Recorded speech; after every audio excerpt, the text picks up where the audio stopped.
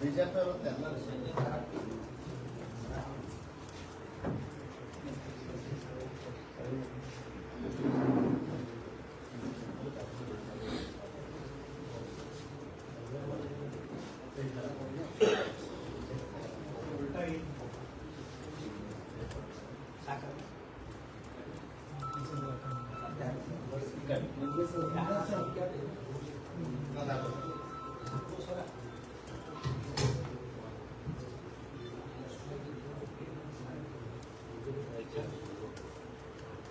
ಎಲ್ಲರೂ ಕ್ಯಾಮ್ರಾ ಇವತ್ತು ಇಂಪಾರ್ಟೆಂಟ್ ಶುರು ಮಾಡಿ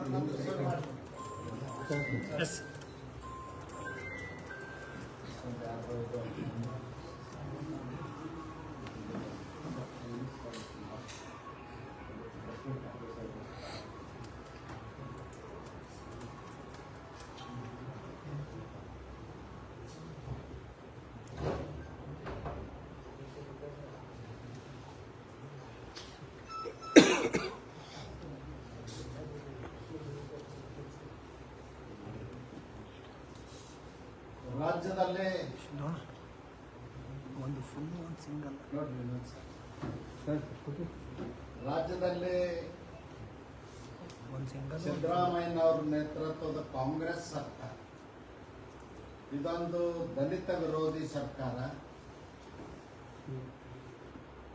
ಸಂವಿಧಾನ ವಿರೋಧಿ ಸರ್ಕಾರ, ದಲಿತರಿಗೆ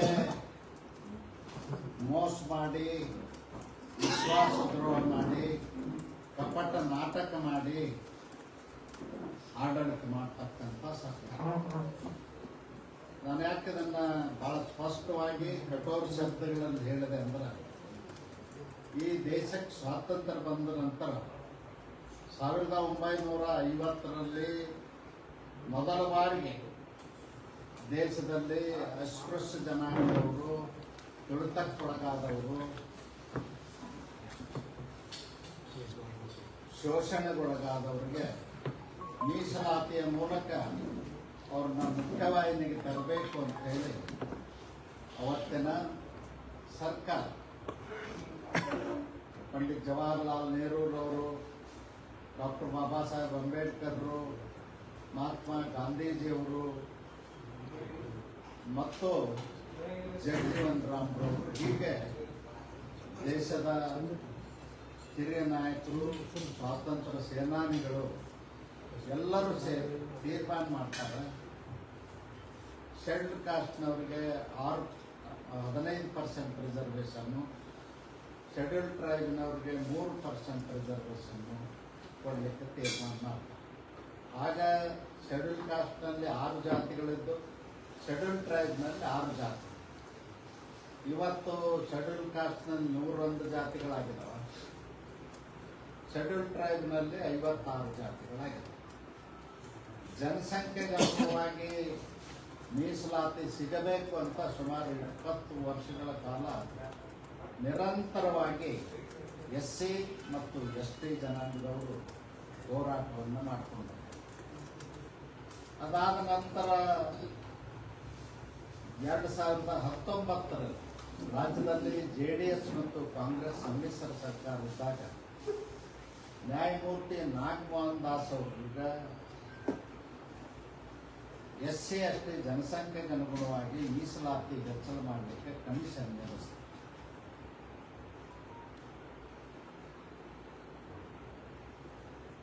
ಆ ಕಮಿಷನ್ ರಿಪೋರ್ಟ್ ಬೊಮ್ಮಾಯಿ ಅವರ ಸರ್ಕಾರ ಇದ್ದಾಗ ಬಂತು.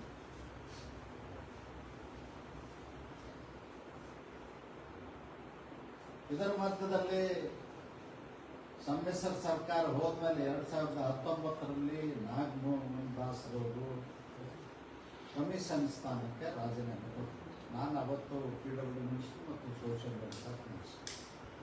ನಾನು ಅವ್ರ ಮನೆಗೆ ಹೋಗಿ ರಿಕ್ವೆಸ್ಟ್ ಮಾಡಿದೆ, ನಿಮ್ಮಂಥ ಸಾಮಾಜಿಕ ಕಳಕಳಿ ಇರ್ತಕ್ಕಂಥ ನ್ಯಾಯಮೂರ್ತಿಗಳೇ ಮಾಡಬೇಕಾದಂಥ ಕೆಲಸ ಇದೆ, ದಯವಿಟ್ಟು ಒಪ್ಕೊಂಡು ಮುಂದುವರಿಬೇಕು ಮತ್ತು ಆದೇಶವನ್ನು ಕೊಟ್ಟರು.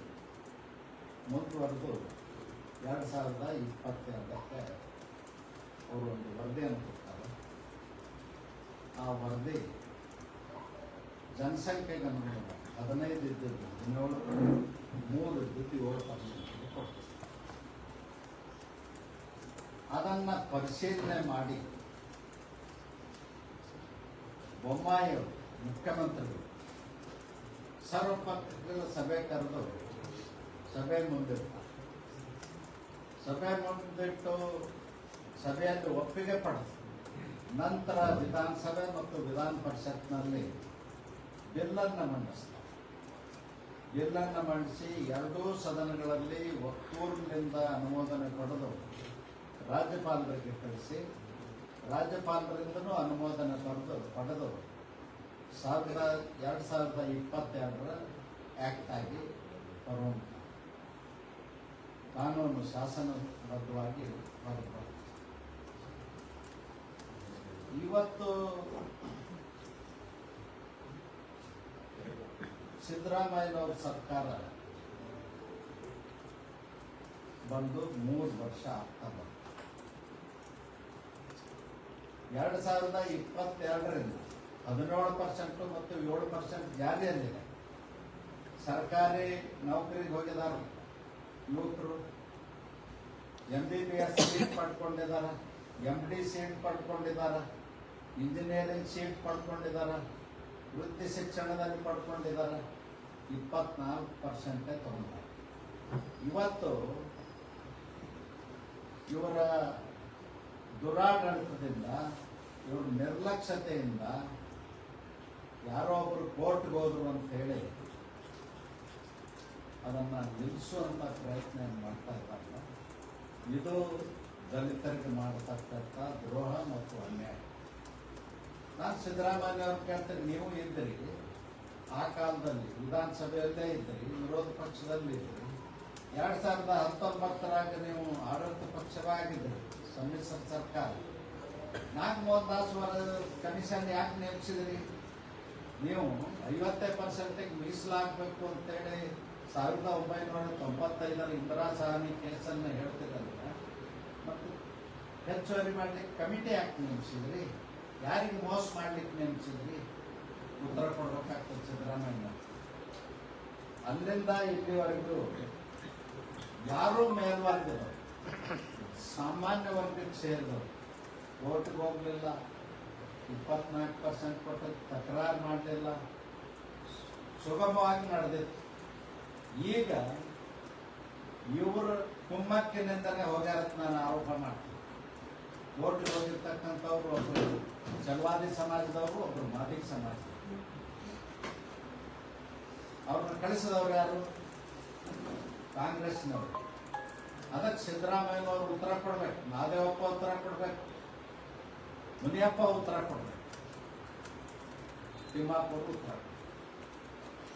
ಇವ್ರ ಕುಮ್ಮಕ್ಕಿನಿಂದ ಹೋದ್ರು.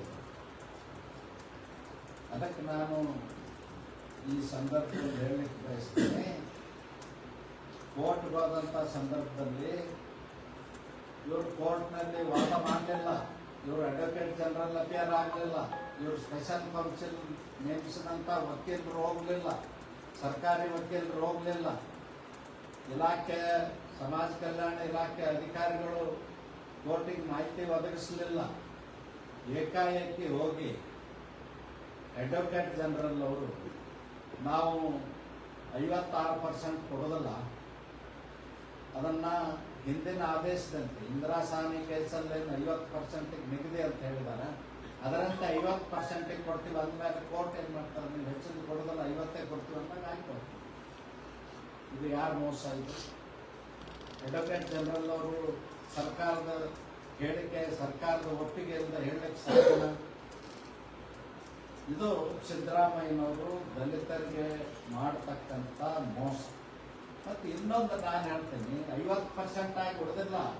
ಸಂವಿಧಾನ ಬರೆದಂಥ ಸಂದರ್ಭದಲ್ಲಿ, ಬಾಬಾ ಸಾಹೇಬರು ಬರೆದಂಥ ಸಂದರ್ಭದಲ್ಲಿ 50% ಹತ್ತಿತ್ತು ಮೀಸಲಾತಿ. ಅಷ್ಟೇ ಅಲ್ಲ, ಎಲ್ಲಿ ರಿಮೋಟ್ ಏರಿಯಾದಲ್ಲಿದ್ದಾರ, ಯಾರು ಅವಕಾಶ ವಂಚಿತರಾಗಿದ್ದಾರ, ಯಾರಿಗೆ ಸಿಕ್ಕಿಲ್ಲ ಅಂಥ ಕಡೆ ಮೀಸಲಾತಿಯನ್ನ ಹೆಚ್ಚಳ ಮಾಡಲಿಕ್ಕೆ ಅವಕಾಶ ಇದೆ, ಸಂವಿಧಾನಬದ್ಧವಾಗಿ ಅವಕಾಶ ಇದೆ. ಅಷ್ಟೇ ಅಲ್ಲದೆ ಮತ್ತು ಪುನಾ ಪ್ಯಾಕ್ ಅವತ್ತಿನ ಪುನಾ ಒಪ್ಪಂದದ ಪ್ರಕಾರ ಡಾಕ್ಟರ್ ಬಾಬಾ ಸಾಹೇಬ್ ಅಂಬೇಡ್ಕರ್ ಹೇಳಿದ್ದಾರೆ, ಮೀಸಲಾತಿ ಎಲ್ಲೆಲ್ಲಿ ಜನಸಂಖ್ಯೆ ಹೆಚ್ಚಿದೆ ಅಲ್ಲಿ ಕೊಡಬೇಕು ಅಂದಾಗ ಒಪ್ಪಂದ ಆಗಿದೆ. ಅದರ ಪ್ರಕಾರನೇ ಆಗಿದೆ, ಯಾವುದೂ ಇಲ್ಲಿಗಲ್ ಆಗಿ ಆಗಿಲ್ಲ. ಅದಕ್ಕೆ ನಾನು ಕೇಳ್ತೀನಿ, 10% ಕೊಟ್ಟರಲ್ಲ, 50% ಇದ್ದದ್ದು 60% ಮಾಡಿದ್ರು, 10% ಎಕನಾಮಿಕಲಿ ವೀಕರ್ ಸೆಕ್ಷನ್ ಕೊಟ್ಟರು. ನೀವು ಪದೇ 50 ಹೇಳೋ ಪ್ರಶ್ನೆನೇ ಉಳಿದಿಲ್ಲ, 60 ಆಗಿ ಹೋಗ್ಬಿಟ್ಟು. ಅದಕ್ಕೆ ನಾನು ಸಿದ್ದರಾಮಯ್ಯನವರು ಕೇಳಲಿಕ್ಕೆ ಬಯಸ್ತೇನೆ, ಇದೊಂದು ಒಂದೇ ವಿಷಯಕ್ಕೆ ನಿಲ್ಲುವುದಿಲ್ಲ. ಇವತ್ತು ಬಜೆಟ್ ನೀವು ಜನಸಂಖ್ಯೆಗೆ ಅನುಗುಣವಾಗಿ ಕೊಡ್ತೀನಿ ಅಂತೇಳಿ, ಹಾಗಾದ್ರೆ ನೀವು ಜನಸಂಖ್ಯೆಗೆ ಅನುಗುಣವಾಗಿ ಕೊಡ್ತೀರಾ ಅಥವಾ ಏನು ಬೊಗಳೆ ಬಿಡ್ತಾ ಇದ್ದೀರಾ? ಜನಸಂಖ್ಯೆಗೆ ಅನುಗುಣವಾಗಿ ಕೊಡ್ಬೇಕಾದ್ರೆ 24% ಕೊಡ್ಬೇಕಲ್ಲ, ಕೊಡ್ತೀರಾ ಅಥವಾ ಇಲ್ಲ? ಅದು ಕೂಡ ಮೋಸದಾಟನ.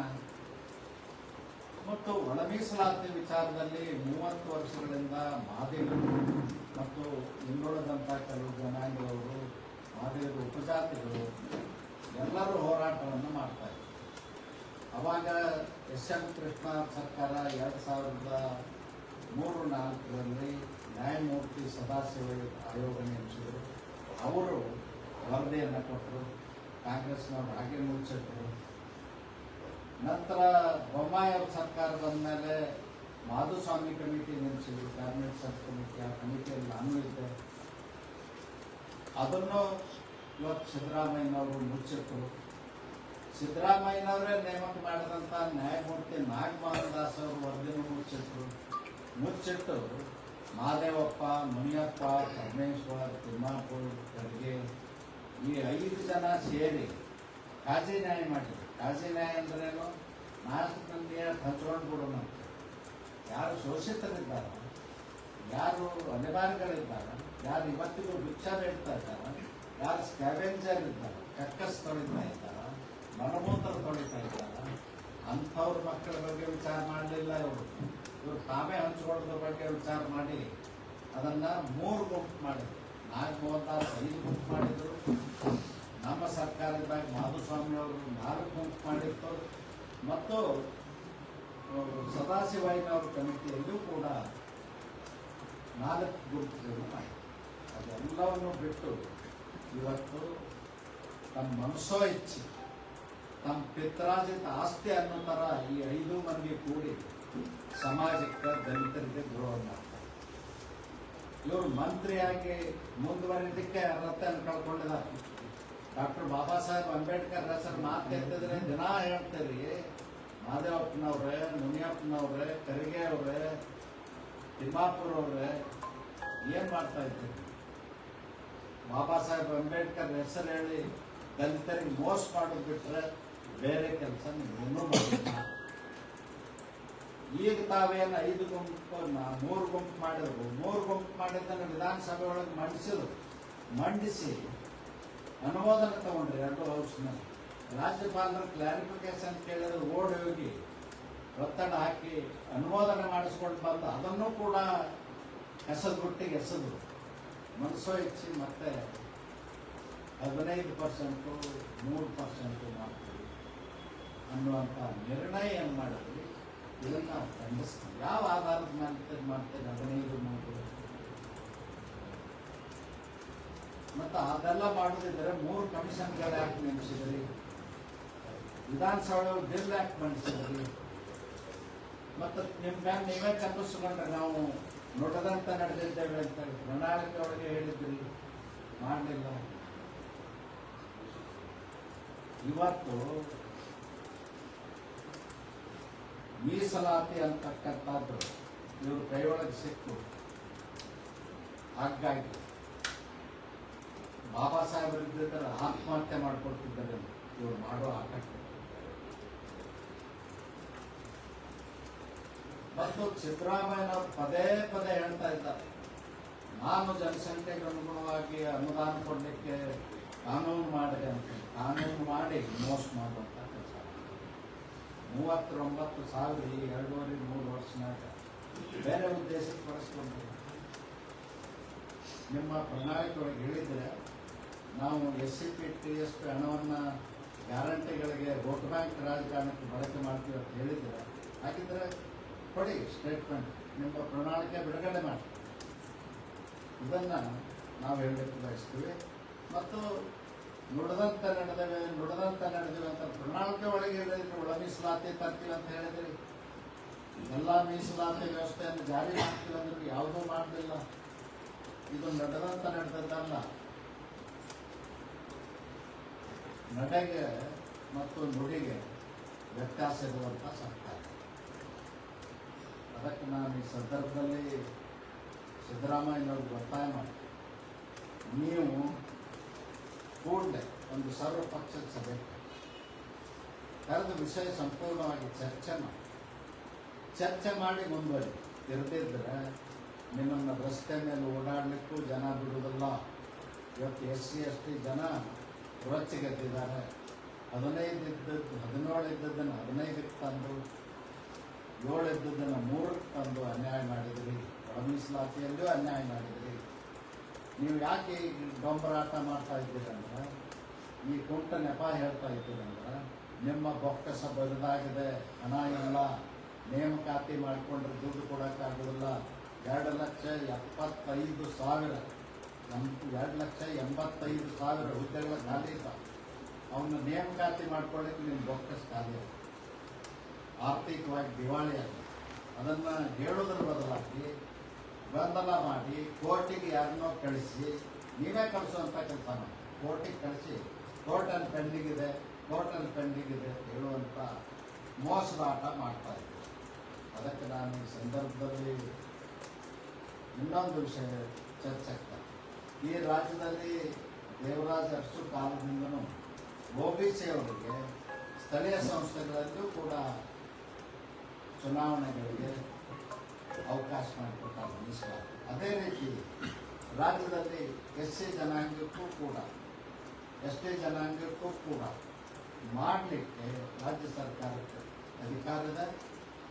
ಈ ಸ್ಥಳೀಯ ಸಂಸ್ಥೆಗಳಲ್ಲೂ ಕೂಡ SC ST ಮೀಸಲಾತಿ ಜಾರಿಗೊಳಿಸಬೇಕು ಅಂತ ಒತ್ತಾಯ ಮಾಡಬೇಕು. ನೀವು ಇದನ್ನು ಮಾಡದೆ ಹೋದರೆ ನಾವು ಈ ಸರ್ಕಾರವನ್ನು ಮುಂದುವರಿಯಲಿಕ್ಕೆ ಬಿಡುವುದಿಲ್ಲ. ಅದರ ವಿರುದ್ಧ ಹೋರಾಟ ಮಾಡಿ ಮತ್ತು ಪ್ರತಿ ಜಿಲ್ಲೆ ತಾಲೂಕುಗಳಲ್ಲಿ SC ST ಜಂಟಿಯಾಗಿ ಈ ಸರ್ಕಾರದ ವಿರುದ್ಧ ಪ್ರತಿಭಟನೆ ಮತ್ತು ಹೋರಾಟವನ್ನು ಮಾಡಿ 56,000 ಹುದ್ದೆಗಳನ್ನ 30 ದಿನದೊಳಗೆ ನೇಮಕಾತಿ ಪ್ರಕ್ರಿಯೆ ಪ್ರಾರಂಭ ಮಾಡ್ತೀವಲ್ಲ. 56,000 ಅಲ್ಲ, 2,85,000 ಕನಿಷ್ಠ 1.5 ಲಕ್ಷ ಆದರೂ ಯುವಕರು ಖಾಲಿಯಾಗಿದ್ದಾರೆ, ಯುವಕರು ಹತಾಶರಾಗಿದ್ದಾರೆ, ನಿರಾಶರಾಗಿದ್ದಾರೆ, ವಯಸ್ಸು ಮೀರ್ತಾ ಇದೆ. ನೇಮಕಾತಿ ಪ್ರಕ್ರಿಯೆಗೆ ಚಾಲನೆ ಕೊಡಬೇಕು, 1.5 ಲಕ್ಷ ಆದ್ರೂ ಕೊಡಬೇಕು ಅಂತೇಳಿ ನಾನು ಒತ್ತಾಯ ಮಾಡ್ತೇನೆ. ಇದನ್ನು ಮಾಡದೆ ಹೋದರೆ ನೀವು ಹೈಕೋರ್ಟ್ನವರು ಮಧ್ಯಂತರ ಆರ್ಡರ್ ಮಾಡಿದ್ದಾರೆ. ಮಧ್ಯಂತರ ಆರ್ಡರ್ ಅದು ಪಾರ್ಸಲಿ ಆರ್ಡರ್ ಅಲ್ಲ, ಪೂರ್ಣ ಇಲ್ಲ. ಪಾರ್ಸಲಿ ಆರ್ಡರ್ ಅಂದರೆ ನೀವು ಏನು ನೇಮಕಾತಿ ನೋಟಿಫಿಕೇಶನ್ ಮಾಡಿರಿ, ಪ್ರಕ್ರಿಯೆ ಮುಂದುವರಿಸ್ರಿ. ಆದರೆ ಕೋರ್ಟ್ ನಿರ್ಣಯ ಹೇಳುವವರೆಗೂ ನೀವು ಆದೇಶಗಳನ್ನು ಕೊಡಬೇಡಿ, ನೇಮಕಾತಿ ಆದೇಶವನ್ನು ಅಭ್ಯರ್ಥಿಗಳಿಗೆ ಕೊಡಬೇಡಿ ಅಂತ ಮಾತ್ರ ಇದೆ. ಅದನ್ನು ಇವರು ತಪ್ಪಾಗಿ ಅರ್ಥ ಮಾಡಿಸಿ ಜನರಿಗೆ ಮೋಸ ಮಾಡ್ತಕ್ಕಂಥ ಕೆಲಸವನ್ನು ಮಾಡ್ತಾ ಇದ್ದಾರೆ. ಇದನ್ನು ನಾನು ಖಂಡಿಸ್ತೀನಿ.